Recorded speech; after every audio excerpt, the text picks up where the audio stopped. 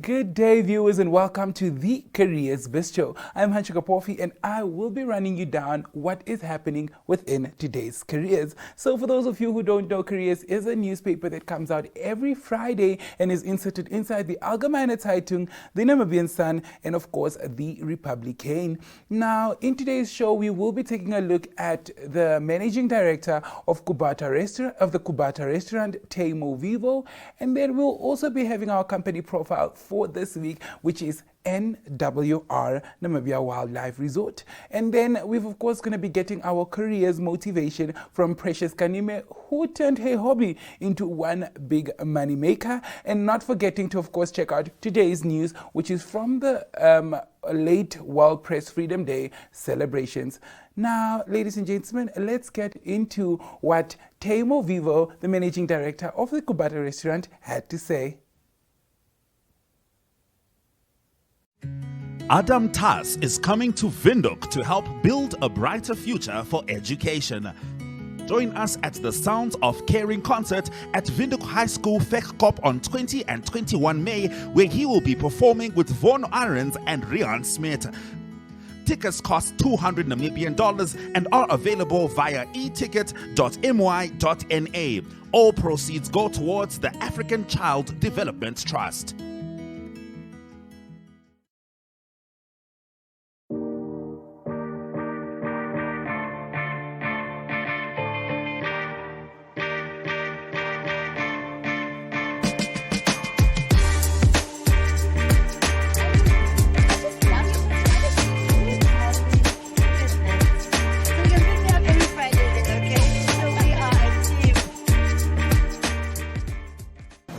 Yeah, my name is Telma Viva.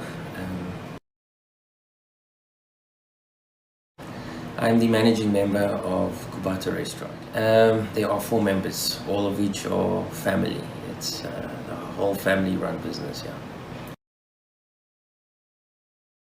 Correct. So Kubata restaurant is an entity on its own, and then we have Kubata City Hotel. Yeah, the hotel is run practically by the other 2 members, and the restaurant by myself and my brother, yeah. So, yeah, I went to study South Africa, did my degree, came back, worked, did articles, so I'm thinking 2006, I think it was. Yeah, 2006. Into accounting. I was good with numbers and good in accounting. I always wanted to have my own thing, and yeah, my father was always very business driven. We had several businesses, and yeah, I always thought, let me go in the business route, in the accounting route, learn the trade, learn the ins and outs. I have 2 girls. Yeah, I don't know if they will follow the route, the same route, we shall see. They're still very young, so maybe one day, we don't know. The name actually originated because we opened the hotel first, so it's actually an Angolan dialect for house of sticks, so a hut. And we did the hotel in a design of what do you call it, a lapa type, you know, the thatch roofs. So that's why we decided, let's use that name. It sounds different, it's catching. And that's how the name Kubata started, yeah. I don't think we will ever sell, but I don't think I will be here until I retire. No, I doubt it. I probably want to explore other things, try other opportunities in other types of businesses, perhaps. That's what I'm thinking, yeah. Maybe going overseas, trying something again, maybe in the hotel, in the tourism sector. I don't know, whatever opportunity arises, yeah. It is something we've thought of. Obviously, our roots are there, and it is always easy to go to Portugal.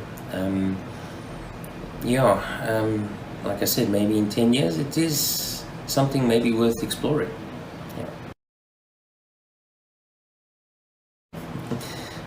Maybe because of the Portuguese blood still in me. I love football. So yeah, that's still what I do. Still play quite a bit of football in a local club in Windhoek. So yeah, that's basically the fun side of things. Yeah.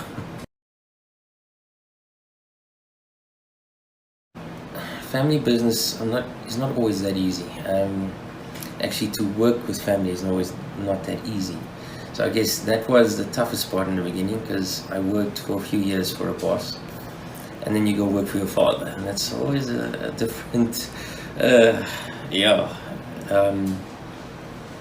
But I guess it worked out okay, because we all had our own niches of what we had to do. Yeah, my father was always a jack of all trades. He would fix and maintain everything. I would do all the admin, accounting, tax, you name it. So it worked out perfectly that way.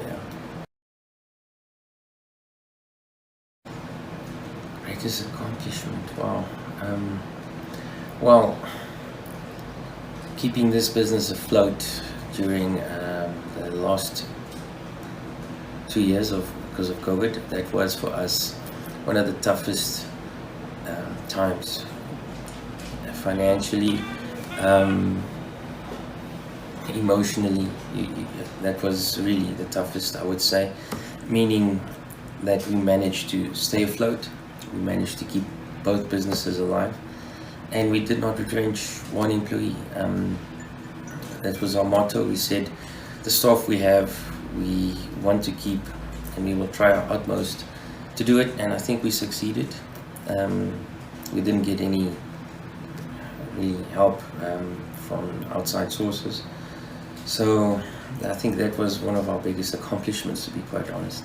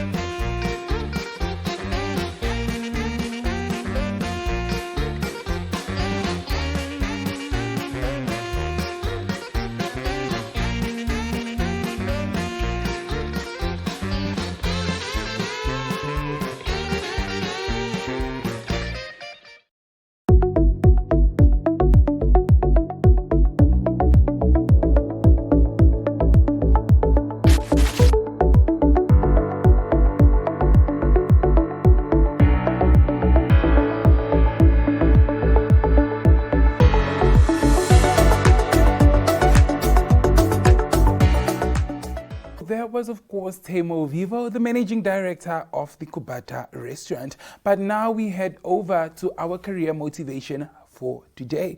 Now, today's career motivation comes from Precious Kanimen, who is the founder of Baked by Precious. She, of course, turned her hobby into a moneymaker. Let's take a look. Everyone, my name is Precious Kanimen and I'm a first-year medical student at the University of Namibia. I'm also the owner of Baked by Precious, and I've been tasked to answer a few questions about my business. So why I decided to start a baking business was definitely because of my friends. They always used to remark about how, oh Precious, I would actually buy your baked goods. So I decided, why not? So I decided on cinnamon rolls because I felt like that was what I was best at. Also, some of the challenges that I've definitely faced is the balance between school and the business. I started in grade 12, but I found my balance in what works for me and a schedule that works for me. And ever since then, I haven't really had a problem. And some advice for anyone who wants to start a small business, just take the leap. The thing with failure is you'll only know if you're going to fail if you try, but you'll also only know if you're going to succeed if you try. So honestly, just take the leap and you see that it might work out. And if it doesn't work out, you have as many chances as you give yourself.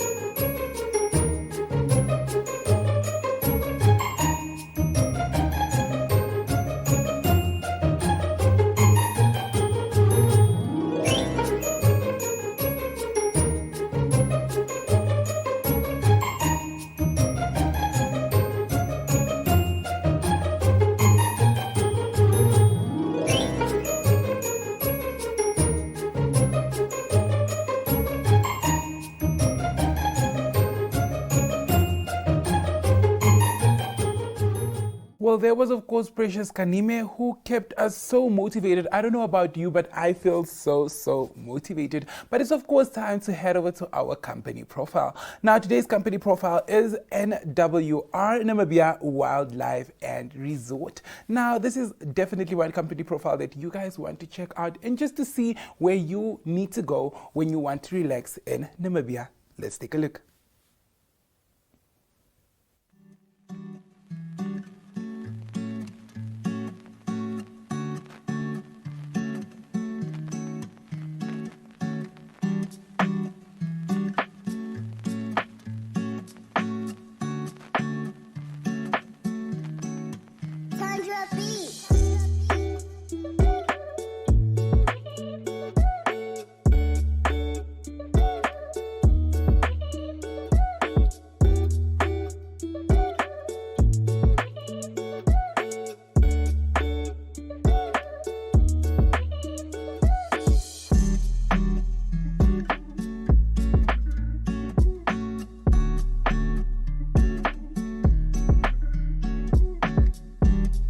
My name is Nelson Ashipala. I'm the manager for corporate communications, online media, and MICE, which means meetings, incentives, and events. Now, NWR is a company to work for. It is a dream company. Number one, we provide customer leisure and customer experience, and us being in the forefront of being one of the most leading wildlife companies out there, we have to ensure that we provide products and services that are tip-top and that are of the best quality. That's number one. Number two, with the fact that once, each and every time, everything becomes a challenge here and there, one needs to ensure that you stay on top of your game and solving problems and matters.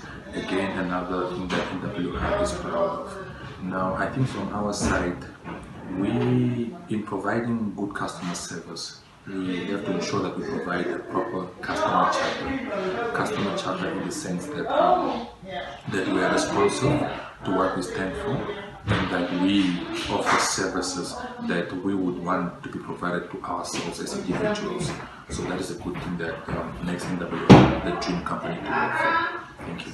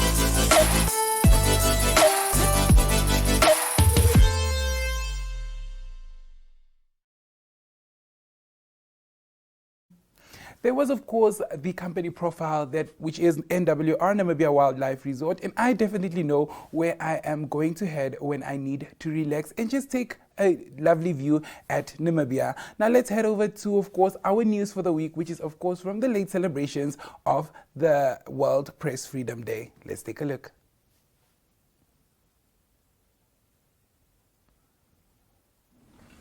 I view this as a fitting theme for this year's celebrations as we take stock of digital trends that pose a great threat to freedom of expression in the journalism profession. There is a growing trend globally where technology companies, that is some, are monitoring the work of journalists and information shared by their sources. Unauthorized surveillance can expose information gathered by journalists, including from whistleblowers, and may also harm the safety of all involved by disclosing sensitive private information, which could be used to threaten the principle of a free and independent press. It is therefore important at this occasion to make a call to technology companies globally to ensure that they are transparent with their human and automated systems to remain within the framework of democracy and the freedom of the press. Similarly, I call on technological establishments to counter misinformation and disinformation with free, factual, and evidence-based information and avoid excessive efforts that could result in censorship of protected speeches. Director ceremonies. Namibia has moved up from 24th to 18th position globally and is now rated the second, just after Seychelles, second best African country in terms of press freedom, according to the latest Press Freedom Index that was just released. The government remains committed to creating a positive and enabling environment for freedom of expression and access to information, online and offline, in line with international guarantees of these rights, including a free, independent, and pluralistic media, through transparently adopting appropriate legal measures and following adequate public consultation, guaranteeing the exercise of journalism free of interference as required by the Window Plus 30 Declaration. Furthermore, promoting universal access to the internet and ensure the safety of journalists. As a government, we continue to take effective steps to foster diversity and viable public, private, and community media and implement specific policies along with relevant safeguards to promote the production of independent, quality journalism to ensure people's access to relevant, diverse, and reliable information. In this regard, the ministry is busy finalizing the community media policy framework within the current financial year. The community media policy framework will strengthen the development of community media in the country, more especially community radios, which by extension will empower communities at the grassroots level. The ministry remains steadfast in implementing this important policy. Director of Ceremonies, given that access to information is one of the cornerstones of freedom, we reaffirm our commitment to ensuring that the Access to Information Bill is passed. As you are all aware, the bill was referred to the Parliamentary Standing Committee on Information, Communication Technology, and Innovation. The Parliamentary Standing Committee concluded public hearings in February 2022, and the bill is now back to the August House to follow the normal legislative process that will eventually culminate into producing a law.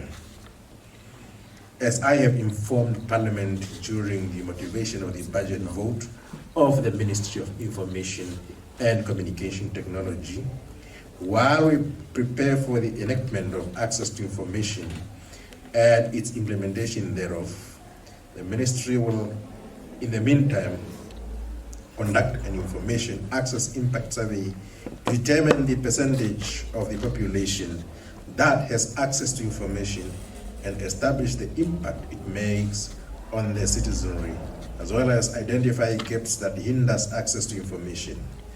This survey will indicate how best government can ensure access to information, especially in an ever-changing digital era, and further inform ministry on how to adjust its information dissemination strategies to meet the needs of the Namibian people.